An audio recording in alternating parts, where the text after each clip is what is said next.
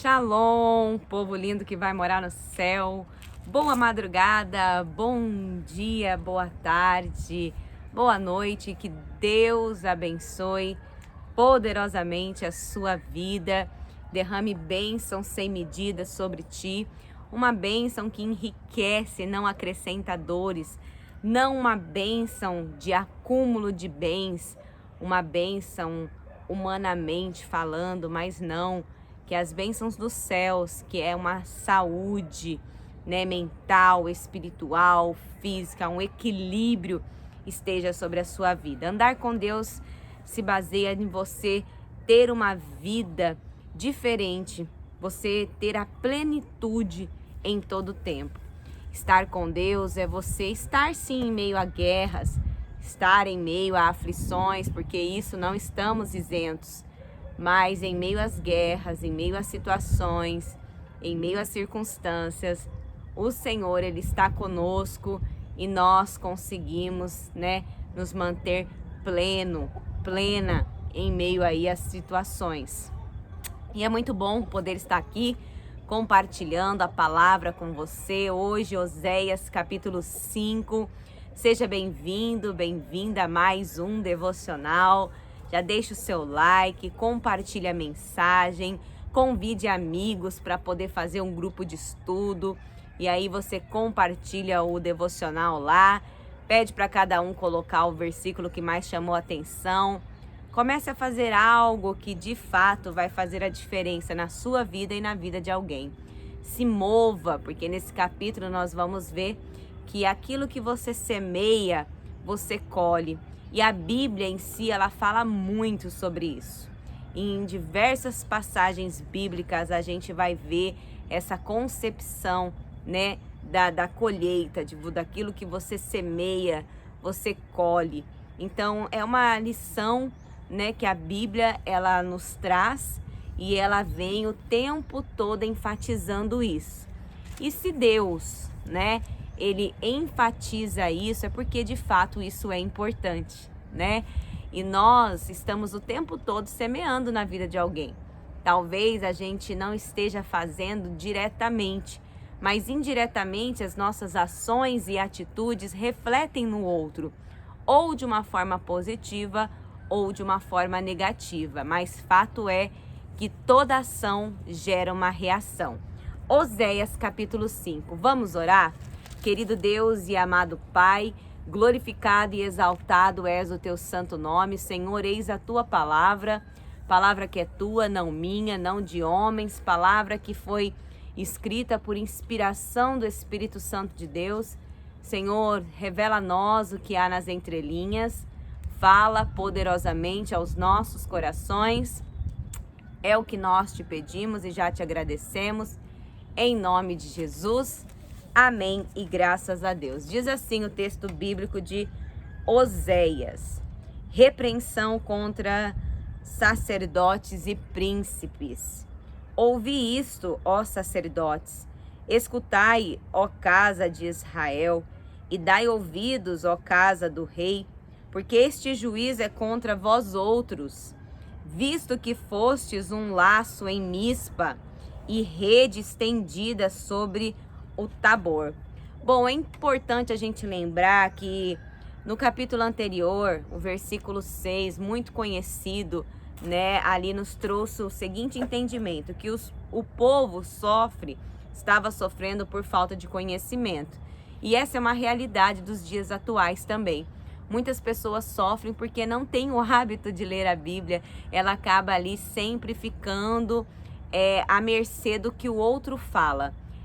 A concepção dela do que ela sabe biblicamente falando, ela ouviu de alguém, mas ela mesma não medita. Então, parabéns para você, né, que está meditando nas Escrituras e está buscando esse conhecimento, porque o temor do Senhor é o princípio da sabedoria. Então, se você, né, teme ao Senhor, está buscando se aprofundar no seu relacionamento com Deus através da Bíblia, então você está no caminho da sabedoria. Só que aqui ele fala, né, ouvi isto, ó sacerdotes. Por quê? é direcionada para os sacerdotes, o início desse capítulo, porque os líderes que ali estavam negligenciando, né, ali o seu chamado, aquilo que lhes foi outorgado, que era ensinar o povo. Então o povo não tinha conhecimento, porque a princípio, a priori, os seus líderes não estavam ali cumprindo o seu papel. Só que vale a gente lembrar que nós não podemos ficar dependentes de uma liderança. Por que que as pessoas estão doentes espiritualmente?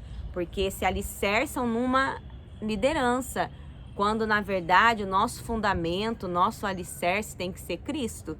E aí a gente vai, né, aqui no caso, o povo não tinha ali essa representação de Cristo, eles tinham Deus.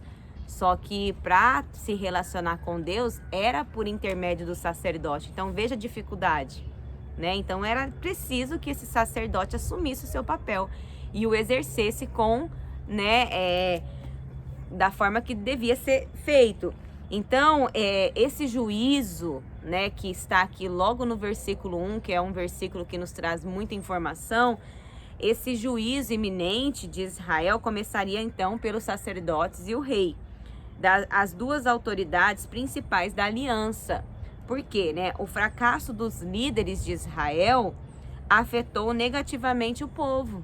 Então não teve jeito, afetou, né? Oséias se referiu a Mispa, localidade sobre a jurisdição de Samuel, onde ele julgava o povo, e Tabor, famoso monte ao norte da Palestina central e ao sul da fronteira libanesa, como locais onde o mal era perpetrado, né?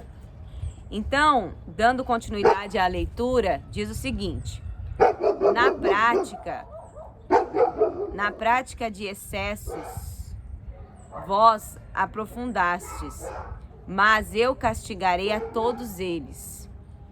Conheço a Efraim, e Israel não me está oculto.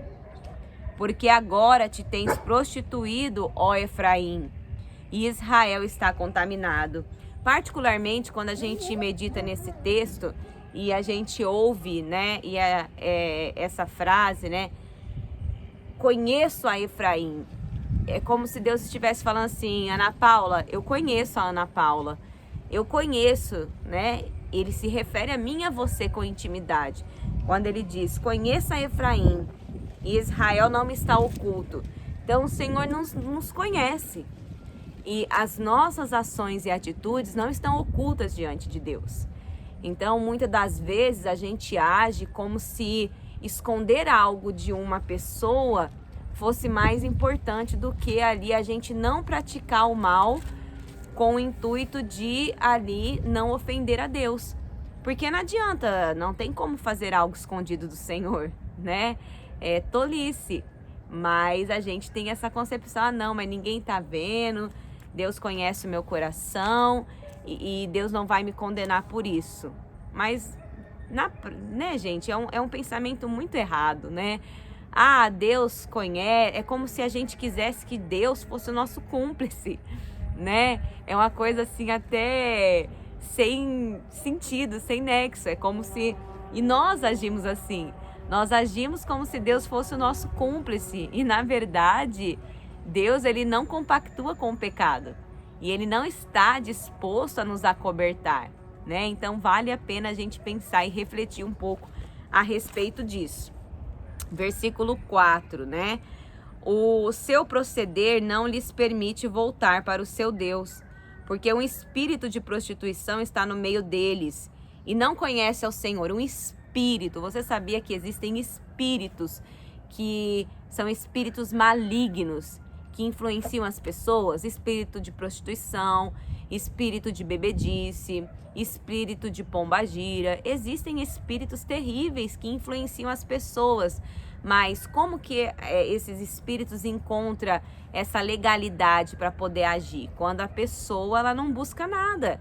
Você pode se autodenominar uma pessoa boazinha, que não faz mal para ninguém, mas a partir do momento que você não busca também nada, você não se blinda espiritualmente, você não lê uma Bíblia, você não não frequenta um culto, uma missa, você não tem uma vida com Deus, você está vulnerável. Você está vulnerável a esses espíritos, né? Então é algo para a gente poder ficar atento. A soberba de Israel abertamente o acusa. Israel e Efraim cairão por causa da sua iniquidade, e Judá cairá juntamente com eles. Estes irão com os seus rebanhos e o seu gado à procura do Senhor, porém não o acharão. Ele se retirou deles. Aleivosamente se houveram contra o Senhor, porque geraram filhos bastardos. Agora, a festa da lua nova os consumirá com as suas porções. Então, veja bem, né? O Senhor se retirou do seu povo. Grave, não? Muito grave. O juízo foi completado. Em vão Israel buscaria o Senhor. Era em vão agora buscar o Senhor. Você entende? Porque o Senhor não estaria com eles. Já imaginou que triste você receber essa palavra? O Senhor não está contigo. O Senhor não está nesse negócio. Misericórdia, né? E aí, ó, dando continuidade na leitura, vamos ler novamente o versículo 7 em diante. Aleivosamente se houveram contra o Senhor, porque geraram filhos bastardos. Agora a festa da lua nova os consumirá com as suas porções. Tocai a trombeta em Gibeá, e em Ramá tocai a rebate. Levantai gritos em Bet-Avém. Cuidado, Benjamim. Efraim tornar-se-á assolação no dia do castigo. Entre as tribos de Israel tornei conhecido o que se cumprirá. Os príncipes de Judá são como os que mudam os marcos. Derramarei, pois, o meu furor sobre eles como água. Efraim está oprimido e quebrantado pelo castigo, porque foi de seu agrado andar após a vaidade. Portanto, para Efraim serei como a traça, e para a casa de Judá como podridão. Quando Efraim viu a sua enfermidade e Judá a sua chaga, subiu Efraim à Síria e se dirigiu ao rei principal, que o acudisse, mas ele não poderá curá-los, nem sarar a sua chaga. Porque para Efraim serei como um leão, e como um leãozinho para a casa de Judá. E eu mesmo os despedaçarei, e ir-me-ei embora, arrebatá-los-ei, e não haverá quem os livre. Conversão insincera. Irei e voltarei para o meu lugar, até que se reconheçam culpados e busquem a minha face. Estando eles angustiados, cedo me buscarão, dizendo... E daí o versículo 1, né? Do capítulo 6. Vinde e tornemos para o Senhor, porque Ele nos despedaçou e nos sarará. Fez a ferida e a ligará. Irmãos, a gente não pode abusar dessa graça. Fato é, né? Ah, mas o Senhor é quem faz a ferida, mas Ele cura. Então eu posso fazer tudo porque o meu Deus, Ele é aquele que permite, mas é aquele que me livra.